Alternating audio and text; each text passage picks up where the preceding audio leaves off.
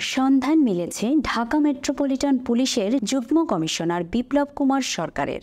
তিনি লালমনিরহাটের পাটগ্রামের দহগ্রাম সীমান্ত দিয়ে অবৈধভাবে ভারতে পালিয়েছেন।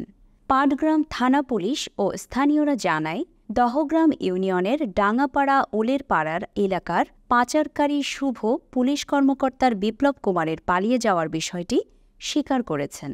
পাচারকারী শুভ জানিয়েছে, মঙ্গলবার 10 সেপ্টেম্বর রাতে আলোচিত পুলিশ কর্মকর্তা বিপ্লব কুমার ভারতে ঢোকেন। পাচারকারীদের এই সংক্রান্ত কয়েকটি কথোপকথনের অডিও রেকর্ড সামাজিক যোগাযোগ মাধ্যমে ছড়িয়ে পড়েছে। এ নিয়ে জেলা জুড়ে তুমুল আলোচনা ও গুঞ্জনের সৃষ্টি হয়েছে। এই ঘটনায় সন্দেহভাজন হিসেবে পাটগ্রাম ব্র্যাক ব্যাংকের ব্যবস্থাপক পঙ্কজ কুমার মদন নামে এক ব্যক্তিকে মঙ্গলবার রাত 9টার দিকে স্থানীয়রা আটক করেন। পরে তাকে পাটগ্রাম থানা পুলিশের কাছে হস্তান্তর করা হয়। তবে রাতভর তাকে জিজ্ঞাসাবাদ করে নির্ভরযোগ্য কোনো তথ্য পাওয়া যায়নি বলে জানিয়েছেন পাটগ্রাম থানার ওসি আবু সাইদ চৌধুরী। বিষয়টি স্পর্শকাতর হওয়ায় border guard Bangladesh BGB 51 Rangpur ব্যাটালিয়নের ঊর্ধ্বতন কর্মকর্তারাও তা খতিয়ে দেখেছেন বলে জানা গেছে। পাটগ্রাম থানা পুলিশ জানায়, বুধবার বিকেলে পাচারকারী শুভ রংপুরে টাকা সংক্রান্ত বিরোধের জেরে স্থানীয়দের হাতে ধরা পড়ে।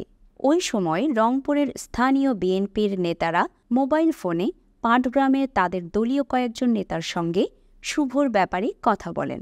এই সময় শুভও তাদের কথোপকথনে যোগ দেন। কথা বলার এক পর্যায়ে শুভ বলেন, মঙ্গলবার রাতে পুলিশ কর্মকর্তা বিপ্লব কুমার সরকারকে দহগ্রাম সীমান্ত পথ দিয়ে ভারতে পার করে দেওয়া হয়েছে। মোবাইল ফোনে কথার সূত্র ধরে আরও জানা যায়, ব্র্যাক ব্যাংকের পঙ্কজ ও দহগ্রামের আকসেদুল, মুমিন, লম্বা শাহীন, ফারুক, রাজীব, শামীম ও মোকসেদুলের সহায়তায় বিপ্লবকে সীমান্ত পার করে দেওয়া হয়। বিপ্লব সরকারকে জলঢাকা মিরগঞ্জের মিঠু, নিষাদ ও রুবেল পাটগ্রামে আনতে সহায়তা করে। সীমান্ত পার করার সময় 1.5 লাখ টাকাও নেওয়া হয়। পাটগ্রাম থানার ওসি আবু সাইদ চৌধুরী সংবাদ মাধ্যমকে বলেন, বিষয়টি গুরুত্বের সঙ্গে দেখা হচ্ছে। ঊর্ধ্বতন কর্তৃপক্ষের পরামর্শ নেওয়া হচ্ছে।